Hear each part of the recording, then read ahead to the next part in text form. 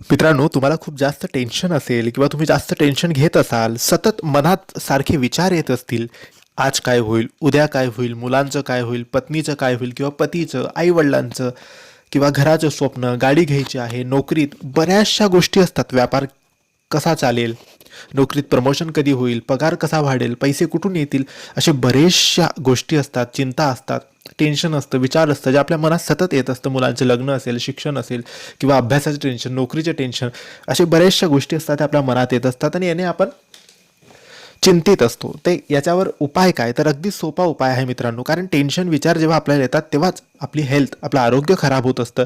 आणि जेव्हा आपल्याला टेन्शन विचार येणार नाही तेव्हा आपण बिंदास्त राहू, हसत खेळत राहू. कारण उद्या काय होणार आहे हे कोणाला माहीत नाही. म्हणून याच्यासाठी एक उपाय आहे. शांत जागेवर एकट्यामध्ये बसा, स्वामींचे नाव घ्या, डोळे बंद करा आणि स्वामींना बघण्याचा प्रयत्न करा डोळे बंद करून. काही दिवसात टेन्शन कमी होईल.